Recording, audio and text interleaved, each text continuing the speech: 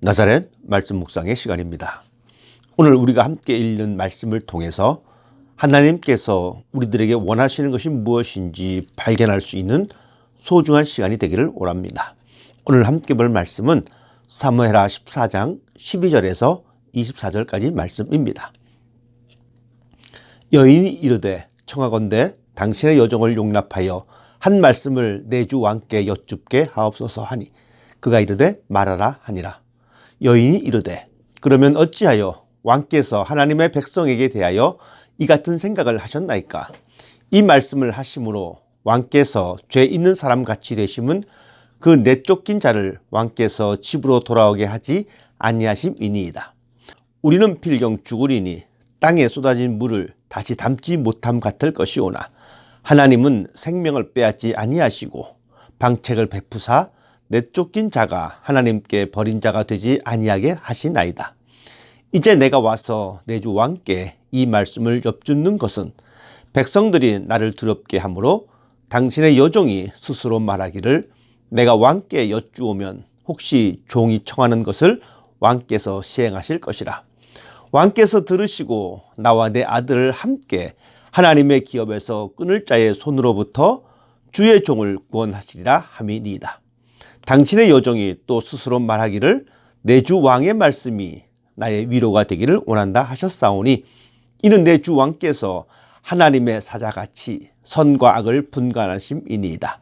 원하건대 왕의 하나님 여호와께서 왕과 같이 계시옵소서.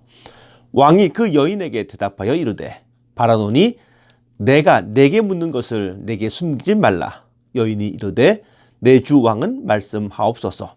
왕이 이르되 이 모든 일에 요압이 너와 함께 하였느냐 하니 여인이 대답하여 이르되 내 주 왕의 살아계심을 두고 맹세하옵나니 내 주 왕의 말씀을 좌로나 우로나 옮길 자가 없으리이다.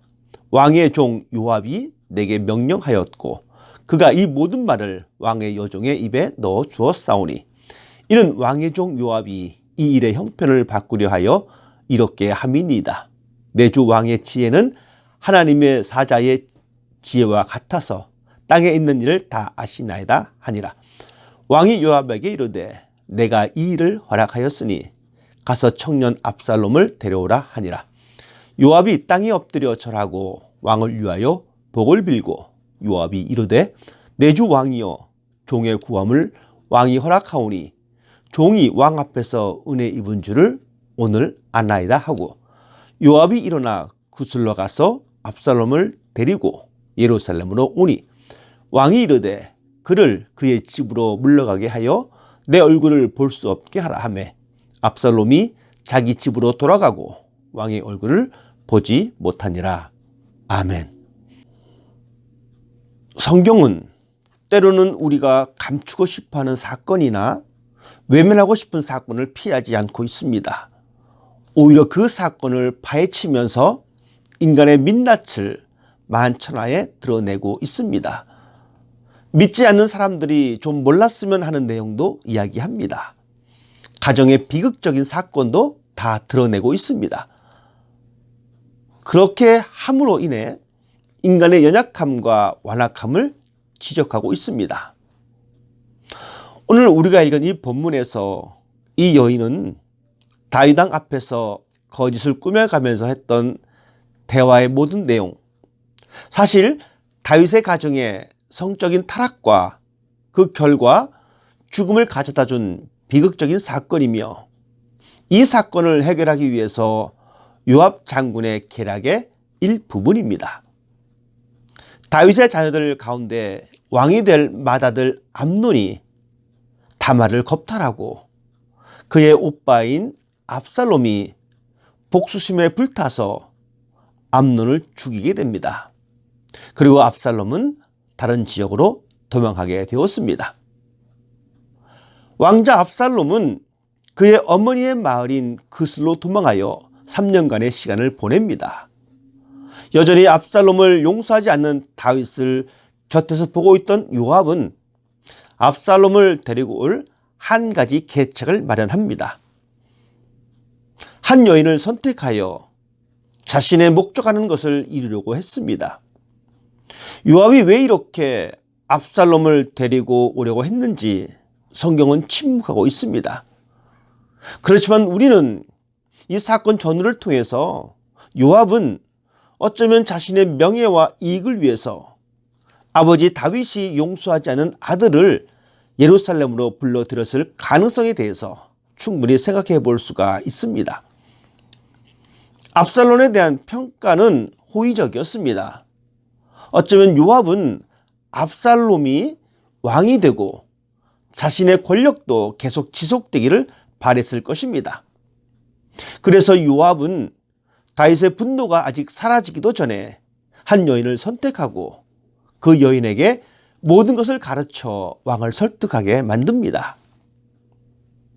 그래서 압살롬이 결국에는 예루살렘에 돌아왔지만 여전히 다윗과의 관계는 회소되지 않았습니다. 오히려 압살롬은 아버지의 얼굴을 보지도 못하고 배제된 채 그 시간을 보내야 했습니다. 요압을 통한 이 여인의 이야기의 요점은 이렇습니다. 형제끼리 살인한 이야기를 합니다. 두 형제가 서로 다투다가 한 사람이 다른 형제를 죽였다는 것입니다. 그리고 사람들이 살인을 저지른 나머지 다른 형제도 죽이려고 합니다. 그러면 이제 이 여인은 모든 것을 잃게 된다는 것입니다. 이 말을 들은 다윗은 그런 일이 발생하지 않도록 모든 것을 해결해 준다라고 이야기를 했습니다.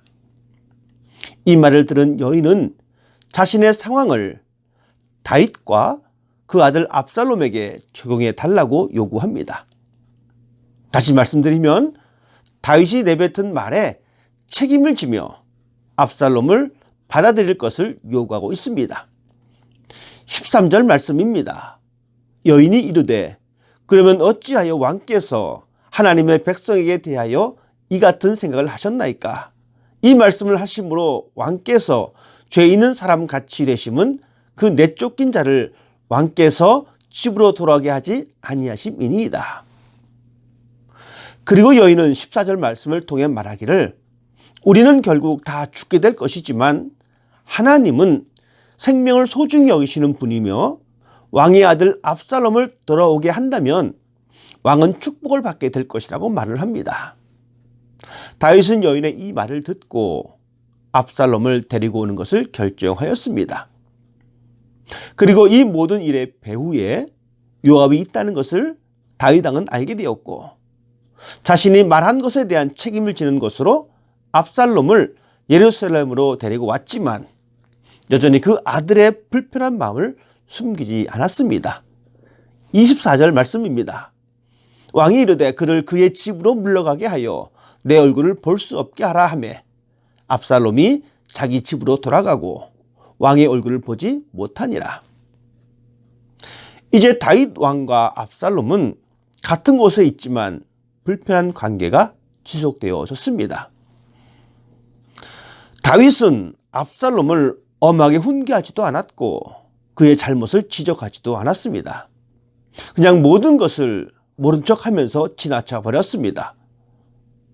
요압의 중재에 못 이기는 척하면서 지나쳤습니다. 물론 요압의 중재는 필요한 과정입니다. 누군가는 악화된 관계를 위해서 나서야 합니다. 그렇지만 정확하게 판단하고 정의 가운데에 올바른 중재가 가능한 것입니다. 요압의 중재는 잠시의 평화를 경험할 수 있었지만 최종적으로는 비참한 결과를 가져왔습니다. 요압은 잘못된 압살롬을 회개시키기보다는 그냥 문제를 덮어두고 다윗의 마음만 돌려놓으려고 했습니다. 어쩌면 요압은 자신의 이익에 근거하여 압살롬과 다윗을 중재하려고 했습니다. 그래서 요압은 자신의 지혜로 문제를 해결하려고 했습니다. 이것이 요압의 실수이며 이것이 다윗 가문의 비극입니다. 아니 어쩌면 이것이 바로 우리들의 모습이기도 합니다. 우리도 때로는 다른 사람들 앞에서 중재자의 역할을 할 때도 있습니다. 그럴 때마다 우리는 깊이 고민해야 합니다. 세상의 지혜로 처리하기보다는 하나님의 지혜를 간구해야 합니다.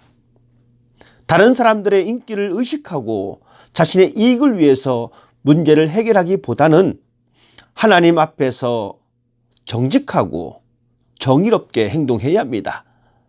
나의 이익을 위해서 다른 사람들 앞에서 중재자로 나서기보다는 하나님의 관점에서 중재자로 서야 합니다. 그때 비로소 우리에게는 예수님의 향기가 드러날 것이며 세상의 빛으로 삶을 살아낼 수가 있습니다. 오늘 하루도 혹시 누군가에게 중재자의 역할을 하게 된다면 요압이 했던 실수를 반복하지 말고 더욱 겸손히 하나님의 지혜를 구하며 정의를 나타낼 수 있는 복된 하루가 되기를 원합니다. 기도하겠습니다. 귀한 말씀을 통하여 그리스도인의 삶의 방식을 알게 하시니 감사드립니다. 나의 유익과 이익을 위해 살기를 힘쓰기보다는 하나님의 지혜를 간구하며 살기를 원합니다. 요압처럼 자신의 이익을 위해서 상대방을 이용하는 것이 아니라 진실한 마음으로 이웃에게 다가서는 삶이 되게 하시고 이 땅에서 그리스도인으로 화해자의 삶을 살아갈 때 먼저 하나님 앞에서 깨끗하고 정결한 삶을 살아가며 우리에게 맡겨주신 사명을 온전하게 감당하는 삶이 되게 하여 주시옵소서. 오늘 하루도 예수님의 향기를 드러내는 복된 날이 되기를 원하며 우리 주님 예수님의 이름으로 기도드립니다. 아멘.